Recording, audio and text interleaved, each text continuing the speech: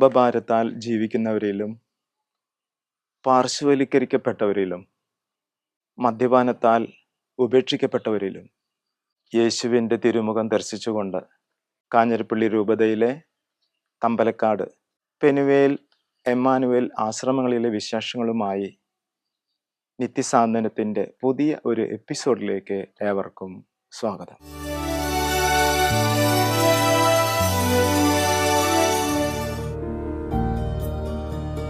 ഈശോമിശിഹായ്ക്ക് സ്തുതിയായിരിക്കട്ടെ. കത്തോലിക്കാ സഭ വലിയ പ്രാധാന്യമാണ് കാരുണ്യ ശുശ്രൂഷകൾക്ക് കൊടുക്കുന്നത്. അവഗണിക്കപ്പെട്ട മനുഷ്യർ, പാർശ്വവൽക്കരിക്കപ്പെട്ടവർ, ജീവിത നിരാധാരരായ ആളുകൾ, പലതരത്തിലും തെരുവിൽ അലയുന്നവർ, മാനസികമായ വെല്ലുവിളികൾ നേരിടുന്നവർ, വൃദ്ധരായി അലയുന്നവർ, ഇങ്ങനെയൊക്കെയുള്ള ധാരാളം ആളുകൾ, അവരെയൊക്കെ ചേർത്ത് പിടിക്കുന്ന കരുണയുടെ കരങ്ങളാണ് മിശിഹായ്ക്കും അവിടുത്തെ തുടർച്ചയായ സഭയ്ക്കും ഉള്ളത്. കത്തോലിക്കാ സഭ ഈ മേഖലയിൽ കൊടുക്കുന്ന വലിയ ശ്രദ്ധ അത് ഈ കാലഘട്ടത്തിൻ്റെ ഒരു അനിവാര്യതയും കൂടിയാണ്. കാഞ്ഞിരപ്പള്ളി രൂപതയിൽ തന്നെ 58ഓളം ഇത്തരം സ്ഥാപനങ്ങളുണ്ടെന്നത് അഭിമാനകരമായിട്ട് ഓർക്കുന്നു. നമ്മുടെയൊക്കെ ചുറ്റുപാടുകളിൽ വേദനിക്കുന്നവരും അവഗണിക്കപ്പെട്ടവരും ഉണ്ടെങ്കിൽ അവരെയൊക്കെ ചേർത്ത് പിടിക്കാൻ നമുക്ക് കണ്ണും കാതും കരങ്ങളും ഉണ്ടാവണം എന്നുള്ളത് പ്രത്യേകം ശ്രദ്ധിക്കപ്പെടേണ്ടതാണ്. തീർച്ചയായിട്ടും ഇങ്ങനെയുള്ള സ്ഥാപനങ്ങളുടെ മഹത്തായ ശുശ്രൂഷകൾ ലോകത്തിലേക്ക്, ജനങ്ങളുടെ ഇടയിലേക്ക് കൊണ്ടുവരാനുള്ള ഈ ശ്രമം അഭിനന്ദനാർഹമാണ്. തീർച്ചയായിട്ടും ഈ കാര്യത്തിൽ നമുക്കെല്ലാം കൂടുതൽ ശ്രദ്ധിക്കാം. നമ്മൾ ഓരോരുത്തരും നമ്മുടെ ക്രൈസ്തവ മനസാക്ഷിയിൽ തന്നെ അത് രൂപപ്പെട്ടു വരേണ്ടതാണ്. ഈ ചെറിയവരിൽ ഒരുവരെ ചെയ്തപ്പോൾ നിങ്ങൾ എനിക്കു തന്നെയാണ് ചെയ്തത് എന്ന ഈശോയുടെ വാക്കുകൾ, അതാണ് നമ്മുടെ കാതുകളിൽ മുഴങ്ങേണ്ടത്. അന്ത്യവിധിയുടെ തന്നെ അടിസ്ഥാന മാനദണ്ഡമായിട്ട് പോലും നിൽക്കുന്നത് അതാണ്. നിങ്ങൾ ചെയ്തോ ചെയ്തില്ലയോ എന്നുള്ള ചോദ്യമാണ്. അതുകൊണ്ട് പ്രിയപ്പെട്ട സഹോദരങ്ങളെ, നമുക്ക് കൂടുതൽ കരുണയുള്ളവരാവാം, കൂടുതൽ സ്നേഹം പ്രവർത്തിക്കുന്നവരാകാം, മറ്റുള്ളവരെ ചേർത്ത് പിടിക്കുന്നവരാകാം. ദൈവം നമ്മെ എല്ലാവരെയും ധാരാളമായി അനുഗ്രഹിക്കട്ടെ.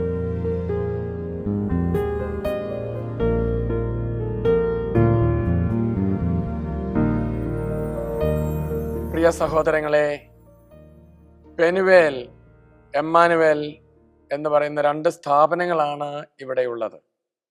എമ്മാനുവേൽ എന്ന് പറയുന്നത് ഡി അഡിക്ഷൻ സെൻ്ററും പെനുവേൽ എന്ന് പറയുന്നത് മാനസിക അസ്വാസ്ഥ്യമുള്ളവരെ സംരക്ഷിച്ച് സൗഖ്യപ്പെടുത്തുന്നതിനുള്ള കേന്ദ്രവുമാണ്. ഈ ഇരു ഭവനങ്ങളും കാഞ്ഞിരപ്പള്ളി രൂപതയുടേതാണ്. രൂപതയിലെ അഭിവന്യ പിതാവ് ഇതിൻ്റെ പേറ്റനായിട്ടും അതുപോലെ ഈ പ്രവർത്തനത്തിന് വികാരി ജനറൽ ചെയർമാനായിട്ടും നിൽക്കുകയാണ്. ഇതൊരു ട്രസ്റ്റാണ്. ഇത് പ്രവർത്തിക്കുന്നത് പ്രത്യേകമായ ബോർഡിൻ്റെ പ്രവർത്തനത്താലാണ്. അഭ്യുദയകാംക്ഷികളായ ധാരാളം ആളുകളാണ് ഇതിനെ സപ്പോർട്ട് ചെയ്യുന്നത്. ഇവിടെ നടക്കുന്ന എമ്മാനുവൽ ധ്യാന കേന്ദ്രത്തിലെ ഡി അഡിക്ഷൻ സെൻ്ററിലെ പ്രോഗ്രാം വചനത്തിൽ മാത്രം അധിഷ്ഠിതമായി നിന്നുകൊണ്ട്, ദൈവപരിപാലയിൽ മാത്രം ആശ്രയിച്ചുകൊണ്ട് മുൻപോട്ട് പോകുന്ന ഒരു വലിയ പ്രവർത്തനമാണ്. ദൈവത്തിൻ്റെ സവിശേഷമായിട്ടുള്ള അനുഗ്രഹം ഓരോ വ്യക്തിക്കും ഉണ്ടാവുകയും കുറേ വർഷങ്ങളായി കൊണ്ടു നടക്കുന്ന തഴക്കങ്ങളെ, അത് മദ്യമാവട്ടെ, മയക്കുമരുന്നാവട്ടെ, ചീട്ടുകളിയാവട്ടെ, അല്ലെങ്കിൽ ചൂതാട്ടങ്ങളാവട്ടെ, അങ്ങനെ ഏതൊരു തഴക്കങ്ങളാണെങ്കിലും എന്നേക്കുമായി അതിനോട് വിട പറഞ്ഞ് വളരെ ശക്തമായി നന്മയുള്ള ഒരു ജീവിതം കാഴ്ചവെച്ച് കുടുംബത്തിൽ ഉത്തരവാദിത്വങ്ങൾ നിറവേറ്റിക്കൊണ്ട് മുൻപോട്ട് പോകുവാൻ ഇടയാകുന്നു എന്നുള്ളത് ഒരു സന്തോഷകരമായ കാര്യമാണ്. ലക്ഷക്കണക്കിന് ആളുകൾ ഇവിടുന്ന് സൗഖ്യം പ്രാപിച്ച് തങ്ങളുടെ കുടുംബത്തെ സന്തോഷത്തോടെ നോക്കുന്നുണ്ട്. ഇപ്രകാരം മരുന്നില്ലാതെ ഈ പ്രവർത്തനം നടക്കുന്നത് ദൈവത്തിൻ്റെ അത്ഭുതകരമായ ഒരു സാമീപ്യത്താലും സഹായത്താലും മാത്രമാണ് എന്ന് ഊന്നി പറയുവാൻ ഞാൻ ആഗ്രഹിക്കുകയാണ്. വിശ്വമിശായിരിക്കട്ടെ. സങ്കീർത്തനം 107:20 പറയുന്നു, അവൻ വചനമയച്ച് അവരെ സൗഖ്യപ്പെടുത്തി വിനാശത്തിൽ നിന്ന് വിടുവിച്ചു. എൻ്റെ പേര് ബിജു എന്നാണ്. ഞാൻ മുണ്ടക്കയം സ്വദേശിയാണ്. ഞാൻ PDK ജില്ലയിലെ പീരുമേട് പോലീസ് സ്റ്റേഷനിൽ ASI ആയി ജോലി നോക്കി വരുന്നു.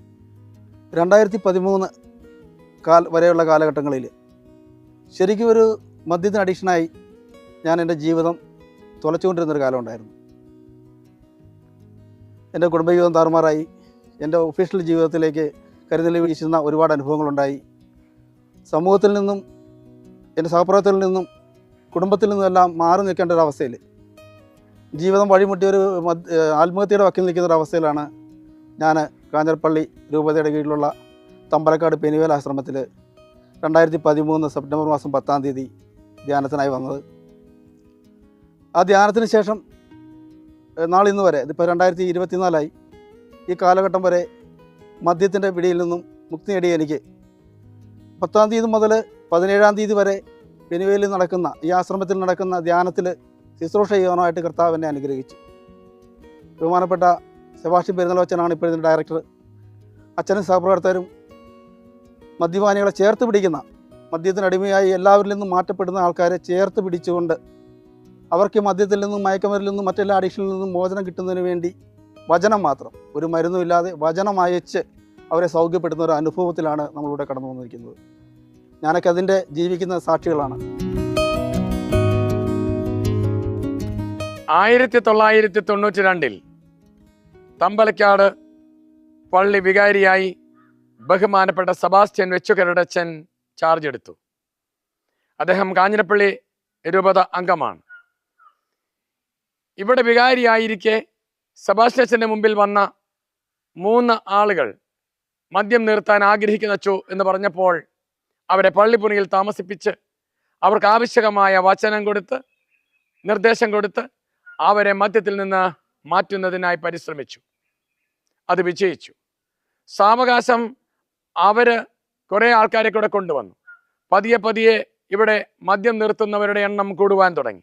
അവരെ പാർപ്പിക്കാൻ ഇടം ആവശ്യമായി വന്നപ്പോൾ തമ്പലക്കാട് പള്ളി തന്നെ ആദ്യത്തെ ഒരു ചെറിയ പാർപ്പിടം ഒരുക്കി കൊടുത്തു. ബഹുമാനപ്പെട്ട സെബാസ്റ്റ്യൻ വെച്ചുകരടച്ചൻ ജയിൽ മിനിസ്ട്രി പ്രവർത്തനത്തിലൂടെ വളരെ കാര്യമായി പ്രേക്ഷിത രംഗത്തേക്ക് എത്തിയ ആളാണ്. വടവാതൂർ സെമിനാരിയിൽ പഠിച്ചുകൊണ്ടിരിക്കെ ബഹുമാനപ്പെട്ട ജോർജ് കുറ്റിക്കലച്ചനിൽ നിന്ന് സന്ദേശം ഉൾക്കൊണ്ട്, ചൈതന്യം ഉൾക്കൊണ്ട് പ്രവർത്തനം ആരംഭിച്ച അദ്ദേഹം ചെന്നയിടങ്ങളിലും ചെയ്യുന്ന പ്രവൃത്തികളിലുമെല്ലാം പാവപ്പെട്ടവർക്ക് വേണ്ടിയുള്ള പ്രത്യേകമായിട്ടുള്ള ഒരു താല്പര്യമുണ്ടായിരുന്നു. ദ ലാസ്റ്റ് ലോസ്റ്റ് ലീസ്റ്റ്, ഏറ്റവും ചെറുതായിക്കപ്പെട്ടവർക്കും സമൂഹത്തിൻ്റെ അതിർവരമ്പുകളിലേക്ക് മാറ്റി നിർത്തപ്പെട്ടവരുമായ ആളുകളെ ഒരുമിച്ച് ചേർക്കുന്നതിന് അച്ഛനെടുത്ത ത്യാഗം വളരെ വലുതാണ്. ആദ്യവിടെ പ്രവർത്തനം ആരംഭിച്ചപ്പോൾ സാവകാശം കൂടുതൽ ആളുകളെ ഉൾക്കൊള്ളിക്കേണ്ട അവസ്ഥയിലേക്ക് കാര്യങ്ങളെത്തി. അപ്പോൾ രാജു വെട്ടത്ത് എന്ന് പറയുന്ന അദ്ദേഹം തൻ്റെ പറമ്പിൽ തന്നെ ഒരു ചെറിയ കൂടാരം പണിയുന്നതിന് ഇടം കൊടുത്തു. അവിടെ ആദ്യത്തെ ആശ്രമം അതുപോലെ തന്നെ ധ്യാന കേന്ദ്രവും രൂപപ്പെട്ടു. ചിന്തയിൽ ചന്തമുണ്ടായാൽ ചന്തയിലും ചന്തമുണ്ടാകും എന്നൊരു പഴഞ്ചൊല്ല് എപ്പോഴോ മനസ്സിലൊന്ന് പതിഞ്ഞിട്ടുണ്ട്. മനുഷ്യ മനസ്സിൽ ഈ ചിന്തയിൽ ഒരു ചന്തമുണ്ടാക്കാനായിട്ട് പല കാര്യങ്ങൾ ചെയ്യാൻ പറ്റും. ഞാനൊരു എയ്ഡഡ് സ്കൂളിലെ അധ്യാപികയായിരിക്കെ എൻ്റെ മുമ്പിൽ ഉറങ്ങിയും മയങ്ങിയും കിടക്കുന്ന കുഞ്ഞുങ്ങളെ കണ്ടപ്പോൾ പെട്ടെന്ന് എൻ്റെ മനസ്സ് പോയത് ഈ കുഞ്ഞുങ്ങളുടെ പേരൻസിലേക്കാണ്. അതിൻ്റെ പിന്നിലൂടെ ഒന്ന് യാത്ര ചെയ്തപ്പോൾ മനസ്സിലായി, മദ്യത്തിനും മറ്റ് ലഹരി വസ്തുക്കൾക്കും അടിപ്പെട്ട അപ്പൻ വീട്ടിൽ വന്നാൽ ഉണ്ടാക്കുന്ന അസ്വസ്ഥതകളും അതുമായി ബന്ധപ്പെട്ട കാര്യങ്ങളും എല്ലാമാണ് ഈ കുഞ്ഞുങ്ങളെ ഇങ്ങനെയൊരു മൂകമായ ഒരവസ്ഥയിലേക്ക് കൊണ്ടുപോകുന്നതെന്ന് മനസ്സിലായി. പിന്നെ പെട്ടെന്ന് തന്നെ ഞാൻ ചെയ്തത്, എൻ്റെ സുപ്പീരിയേഴ്സിനോട് ഒരു അനുവാദം വാങ്ങി ആ സ്കൂളിൽ നിന്ന് പയ്യൊന്നിറങ്ങി ഏതാണ്ടൊരു 6-7 വർഷം ഫുൾ ടൈം എന്ന് പറഞ്ഞ പോലെ ഞാൻ നടന്നത് ഇങ്ങനെ അഡിക്റ്റ് ആയിട്ടുള്ള അല്ലെങ്കിൽ അതിലേക്ക് പോയിക്കൊണ്ടിരിക്കുന്ന കുട്ടികളെയും യുവജനങ്ങളെയും മുതിർന്നവരെയും ഒക്കെ ഒന്ന് കൈപിടിച്ച് ഉയർത്താനാണ്. മുടന്തനായ മനുഷ്യനെ പത്രോസ്ലീഹ ഒന്ന് പിടിച്ചപ്പോൾ പെട്ടെന്ന് ആ ഒരു ദൈവിക സ്പർശനത്തിൽ അവൻ്റെ പാദങ്ങൾക്ക് കണങ്കാലുകൾക്കൊക്കെ ശക്തി പ്രാപിച്ച് ആള് തുള്ളിച്ചാടി എഴുന്നേറ്റെന്ന് പറഞ്ഞതുപോലെ സത്യത്തിൽ ആ ഒരു പ്രോസസ്സാണ് ഇവിടെയും നടക്കുക. കുടിച്ചുകൊണ്ടിരിക്കുന്ന മനുഷ്യൻ കുടിച്ചുകൊണ്ടേയിരിക്കുന്നു, അതിന് ഒരു മാറ്റവും ഇല്ല. എല്ലാ ദിവസവും കൃത്യമായിട്ട് ഈ പ്രോഗ്രാം അങ്ങ് നടന്നു പോവുകയാണ്. 1000 രൂപയ്ക്ക് പണി ചെയ്താൽ അന്ന് വൈകിട്ട് 1000 രൂപ കടക്കാരനകത്തൊക്കെ വിധത്തിൽ അവൻ കുടിച്ചുകൊണ്ടിരിക്കുക. അപ്പോൾ ഞങ്ങളൊക്കെ ചെയ്യാറുള്ളത്, ആദ്യം ഒന്ന് ഫോണിൽ കൂടെ ബന്ധപ്പെടാനാണെങ്കിൽ ജസ്റ്റ് ഒരു പെർമിഷനൊക്കെ വാങ്ങിയിട്ട് ഒരു അപ്പോയിൻമെൻ്റ് എടുക്കത്തക്ക രീതിയിൽ ഒന്ന് സംസാരിക്കാൻ ടൈമുണ്ടോ എന്നെ തന്നെ ഒന്ന് പരിചയപ്പെടുത്തിയിട്ട് ചോദിക്കാറുണ്ട്.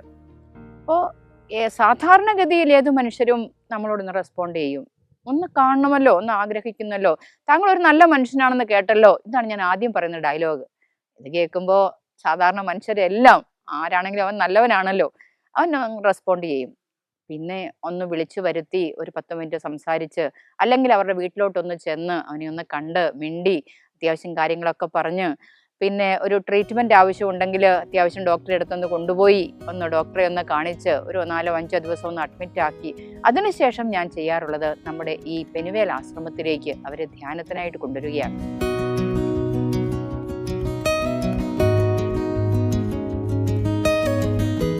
എമ്മാനുവേൽ ധ്യാന കേന്ദ്രം ഒന്നുകൂടെ വിപുലീകരിച്ച് പരമ്പ കൊണ്ട് മറച്ച് മെഴുകിയ തറയിൽ ആളുകളെ ഇരുത്തിയും അവിടെ തന്നെ രാത്രിയിൽ വിശ്രമിക്കുന്നതിനായിട്ടും സമയം കണ്ടെത്തി, സ്ഥലം കണ്ടെത്തി പതിയെ ആരംഭിച്ച ഈ ശുശ്രൂഷ 250 പേരെ ഉൾക്കൊള്ളിക്കാവുന്ന ഒരു കൂടാരമായി രൂപാന്തരപ്പെട്ടു. ഇന്നത്തെ നിലയിലേക്ക് സ്ഥാപനം എത്തുമ്പോൾ തമ്പലക്കാട് ഇടവക അംഗങ്ങൾ ഒന്നടങ്കം ഈ പ്രവർത്തനത്തിൽ സഹായിച്ചിട്ടുണ്ട്. അവർ കൈകോർത്തിട്ടുണ്ട്. അവരുടെ സമയങ്ങൾ പലപ്പോഴായി നൽകിയിട്ടുള്ള അധ്വാനം, രാത്രിയിൽ കാവൽ നിൽക്കുന്നതിനുള്ള താല്പര്യം, ഈ രോഗികളായിരിക്കുന്ന മാനസിക രോഗികളായിരിക്കുന്ന ആളുകളെ പരിചരിക്കുന്നതിനുള്ള താല്പര്യം ഒക്കെ ശ്രദ്ധേയമാണ്. അവരിൽ നിന്ന് പതിയെ ഗവൺമെന്റ് കൂടുതൽ നിയമങ്ങൾ കൊണ്ടുവന്നപ്പോൾ അതിന് അനുസരിച്ചുള്ള ചിട്ടവട്ടങ്ങൾ ആശ്രമ പ്രസ്ഥാനങ്ങൾക്കും ഉളവാക്കുവാൻ ഇടയായി. പതിയെ ഇന്നത്തെ രൂപത്തിൽ പെനുവേൽ ആശ്രമം ഒരു ഡോക്ടറും നഴ്സും അതുപോലെ തന്നെ MSWയും ഒക്കെ ഗവൺമെന്റിന്റെ പ്ലാൻ അനുസരിച്ചുള്ള സംവിധാനങ്ങൾ കൊണ്ട് രൂപപ്പെട്ടു നടത്തപ്പെട്ടുകൊണ്ടിരിക്കുന്നു. ഒപ്പം വോളണ്ടിയേഴ്സും അറ്റൻഡേഴ്സുമായിട്ട് ഒരുപിടി ആളുകൾ പെനുവേൽ ആശ്രമത്തെ സഹായിക്കുന്നുണ്ട്. ഇവിടെ ശുശ്രൂഷയ്ക്കായിട്ട് ആദ്യകാലം മുതൽ ശുശ്രൂഷ ചെയ്യുന്നവരുണ്ട്, ഇടയ്ക്ക് ശുശ്രൂഷയ്ക്കായിട്ട് വന്നവരുണ്ട്. ശുശ്രൂഷയ്ക്കായിട്ട് വരുന്ന ഒരു നല്ലൊരു ശതമാനം ആൾക്കാരും ജീവിതത്തിലെ എന്തെങ്കിലുമൊക്കെ പ്രശ്നങ്ങളിലൂടെ, തകർച്ചകളിലൂടെ, മദ്യപാനം, മറ്റേതെങ്കിലും രീതിയിലുള്ള തകർച്ചകളിലൂടെയും, സാമ്പത്തിക പ്രതിസന്ധി, കുടുംബജീവിതത്തിലുള്ള പ്രശ്നങ്ങൾ, ഇതിലൂടെയൊക്കെ കടന്നു വരുന്നവരാണ് കൂടുതലായിട്ട് ഇവിടെ ശുശ്രൂഷയ്ക്കായിട്ട് വരിക. അപ്പോൾ ഇവിടെ ദൈവത്തിൻ്റെ പ്രിയപ്പെട്ട മക്കൾക്ക് വേണ്ടി ശുശ്രൂഷ ചെയ്യുമ്പോൾ ഈ ശുശ്രൂഷയ്ക്കായിട്ട് നിയോഗിക്കപ്പെടുന്നവർ ദൈവം പ്രത്യേകം തിരഞ്ഞെടുത്ത ആൾക്കാരാണ്. അല്ലാത്ത ആളുകൾക്കും ഇങ്ങനെയുള്ള ശുശ്രൂഷകളിലൂടെ കടന്നു പോകാനായിട്ട് ഒരിക്കലും സാധിക്കില്ല. ഈ ശുശ്രൂഷകളിലായിരിക്കുമ്പോൾ ശുശ്രൂഷകരുടെ കുടുംബത്തിൽ ദൈവം അത്ഭുതകരമായിട്ട് ഇടപെടുന്ന ഒരുപാട് അനുഭവങ്ങൾ ശുശ്രൂഷകർക്കുണ്ട്.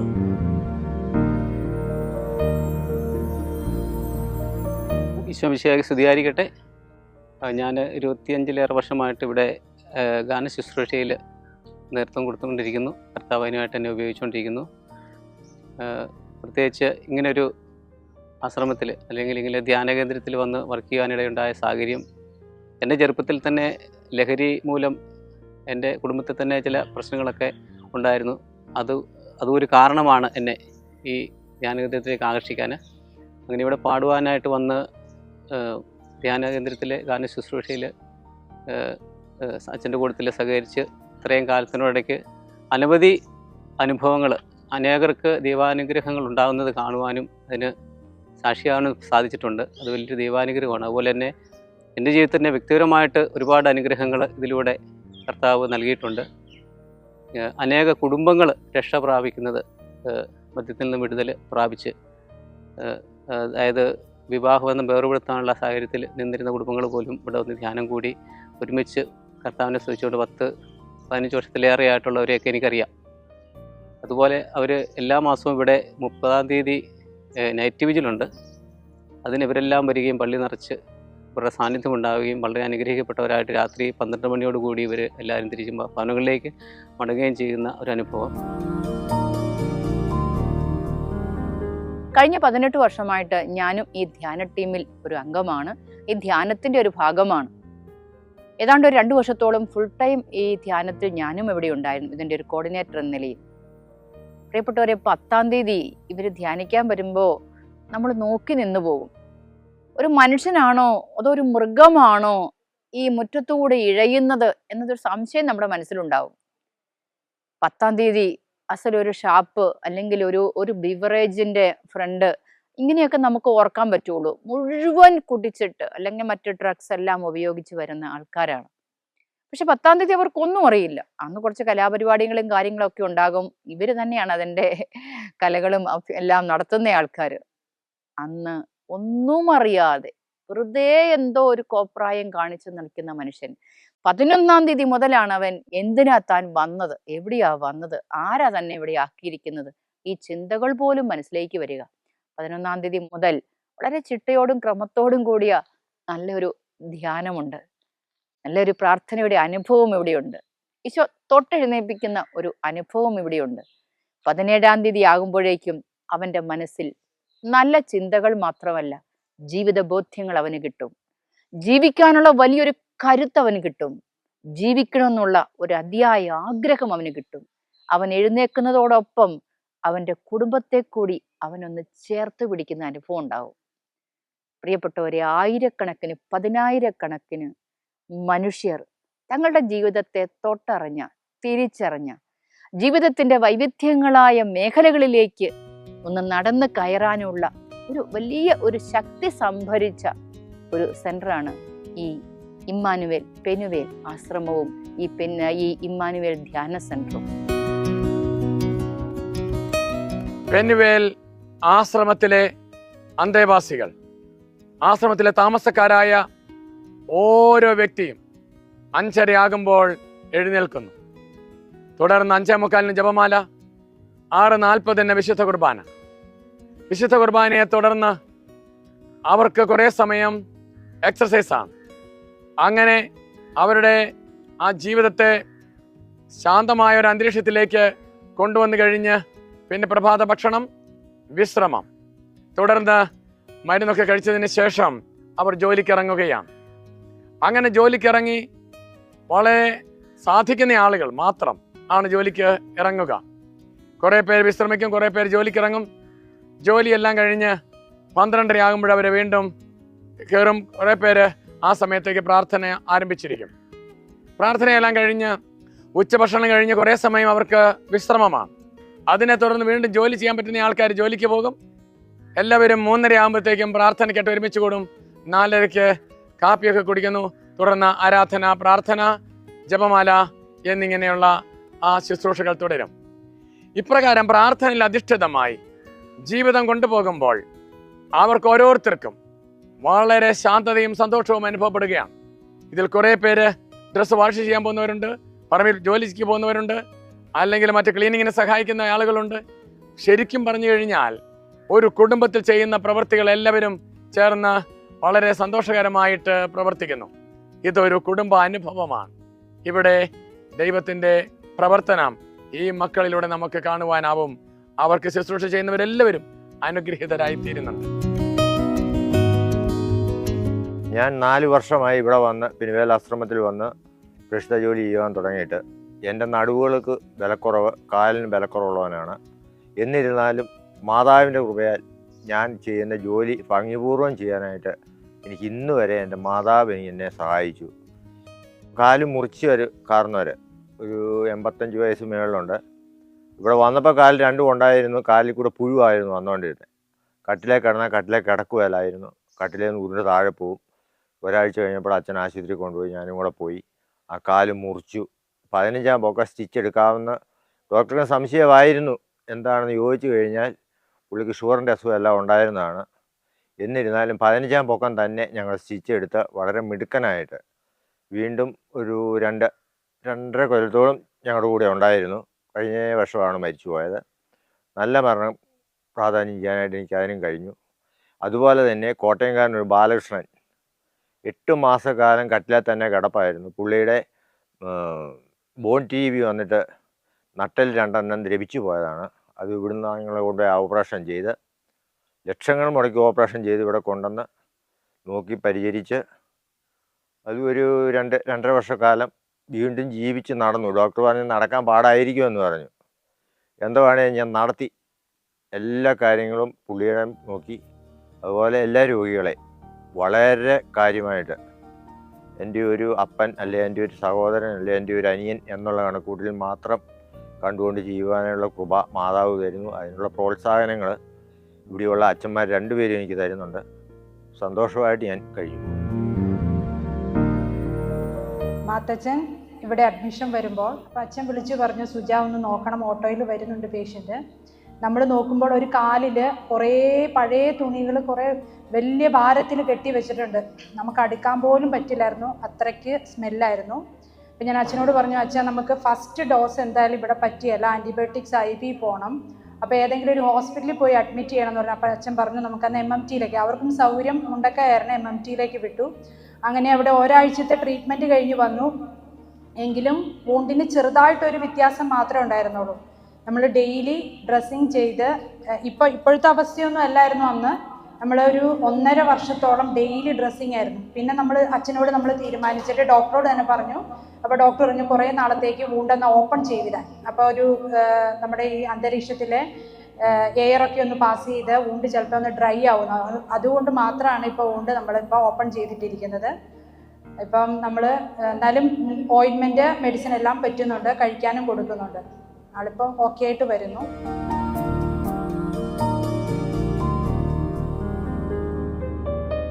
പെനുവേലാശ്രമം തുടങ്ങിയത് 28 വർഷത്തോളമായി. അന്ന് തുടങ്ങിയ ആ നാൾ മുതൽ അമ്മമാരായിട്ടുള്ള ഓരോരോ വ്യക്തികളും, അതായത് മാറി മാറി വന്ന് ഭക്ഷണം എല്ലാ മാസത്തിലും ഒരു ദിവസം അമ്മമാർ വന്ന് ഭക്ഷണം ഉണ്ടാക്കി ഇവിടെയുള്ള മാനസികമായിട്ട് അസ്വസ്ഥത അനുഭവിക്കുന്ന എല്ലാവർക്കും ഭക്ഷണം ഉണ്ടാക്കി കൊടുക്കുന്നതാണ്.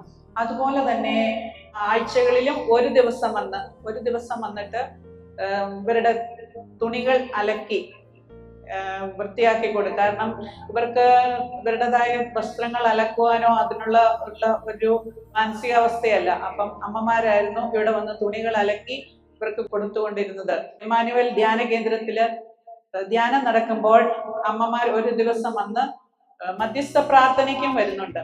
അങ്ങനെ ശുശ്രൂഷ ചെയ്യുന്ന എല്ലാ അമ്മമാർക്കും, അതായത് ഒരാൾക്ക് പോലും ഇവിടെ വന്ന് ശുശ്രൂഷ ചെയ്യാൻ ഒരു മടി ഒരിക്കലും ആരും പറഞ്ഞിട്ടില്ല ഈ നിമിഷം വരെ. അമ്പലക്കാട് പെനുവേൽ ആശ്രമത്തിൽ വരുന്ന 97ഓളം മാനസിക രോഗികളെ പരിചരിക്കുന്നതിന് 15ഓളം വോളണ്ടിയേഴ്സും സ്റ്റാഫും എല്ലാം ഉണ്ട്. ഇവരെ പ്രത്യേകമായി പരിഗണിക്കുവാൻ നല്ലവരായ നാട്ടുകാര് സാമ്പത്തികമായും മരുന്ന് കൊണ്ടും സപ്പോർട്ട് ചെയ്യുന്നുണ്ട്. അതോടൊപ്പം തന്നെ ആ ആളുകൾ തങ്ങളുടെ വീട്ടിലൊരു ആഘോഷം നടക്കുമ്പോൾ, അത് വിവാഹമാകാം, ജന്മദിനമാകാം, ചിലപ്പോൾ മരണത്തിന്റെ വാർഷികമാകാം, അങ്ങനെ അവരുടെ വിശേഷ അവസരങ്ങളിൽ അവർ ഈ സ്ഥാപനത്തെ പരിഗണിക്കുകയും പരിചരിക്കുകയും ചെയ്യുന്നു. അവർക്ക് അതിൻ്റെതായിട്ടുള്ള ഒരു അനുഗ്രഹവും നന്മയും ഉണ്ടാകുന്നുണ്ടെന്നുള്ളത് സാക്ഷ്യങ്ങളാണ്. ചെറിയ പങ്കുവെക്കലുകളല്ല, വലിയ പങ്കുവെക്കൽ തന്നെയാണ് ആളുകൾ ചെയ്യുക. അതിലോരോന്നിലും അത്ഭുതകരമായ വിധത്തിൽ പങ്കുവയ്ക്കുന്ന ഓരോ കാര്യത്തിലും അത്ഭുതകരമായ വിധത്തിൽ ദൈവം അവരെ സഹായിക്കുന്നുണ്ട്. ഇവിടെയുള്ള രോഗികൾ ഓരോരുത്തരും സന്തോഷത്തോടെ സഹകരണത്തോടെ കഴിയുന്നു. ഒരുമിച്ചായിരിക്കുന്നത് കൊണ്ട് അതിൻ്റെതായ രീതിയിൽ മരുന്ന് കഴിക്കുന്നതിനും സഹകരിക്കുന്നതിനും ഒറ്റ ടീമായി കഴിയുന്നതിനും അവർക്ക് താല്പര്യമുണ്ട്. എന്നാൽ ഇവർ പലരെയും ഞങ്ങൾ വീട്ടിൽ വിട്ടു നോക്കിയിട്ടുണ്ട്. സൗഖ്യമായി എന്ന് കരുതി വീട്ടിൽ വിടും. ഒരാഴ്ച കഴിയുമ്പോൾ അവർ മരുന്ന് കഴിക്കുന്നത് നിർത്തും. അപ്പോൾ താളപ്പിഴകൾ വരാൻ തുടങ്ങും. കുടുംബത്തിലെ അന്തരീക്ഷവും ഇവരുടേതായിട്ടുള്ള സ്വാഭാവികമായി ഇവരിൽ മറഞ്ഞു കിടക്കുന്ന സ്വഭാവ പ്രത്യേകതകളും ഇവരുടെ ജീവിതത്തെ വീണ്ടും താളം തെറ്റുന്ന അവസ്ഥയിലേക്ക് എത്തിക്കും. അങ്ങനെ വീട്ടിൽ വിട്ട ഒട്ടനവധി ആളുകൾ തിരികെ വീണ്ടും ഇവിടെ തന്നെ എത്തിയിട്ടുണ്ട്. ഈ ഭവനം ഒരു അനുഗ്രഹത്തിന്റെ ഭവനമാണ്. ഒറ്റക്കെട്ടായി നിന്നുകൊണ്ട് വളരെ കാര്യമായി ഈ സഹായം ചെയ്യുന്നതിന് ഒരുപടി അച്ഛന്മാരുടെ സഹായം ഉണ്ട്. ആദ്യമായി ബഹുമാനയുടെ സെബാസ്റ്റ്യൻ മെച്ചുക്കരടച്ചനായിരുന്നു. അദ്ദേഹത്തിന്റെ തൊട്ടുപിറകെ റോയ് വടക്കേലച്ചൻ ചാർജ് എടുത്തു. തുടർന്ന് ജിൻസ് അച്ഛനും റോബിൻ അച്ഛനും ഒക്കെ ഇതിന് ചാർജ് എടുത്തതിന് ശേഷമാണ് കഴിഞ്ഞ 8 വർഷമായി ഞാൻ ഈ ഭവനത്തിന് സഹായിയായി നിലകൊള്ളുക. എന്നോടൊപ്പം ബഹുമാനപ്പെട്ട ടോമി കൊല്ലംപറമ്പിൽ അച്ഛനും സഹായത്തിനായിട്ട് ഉണ്ട്.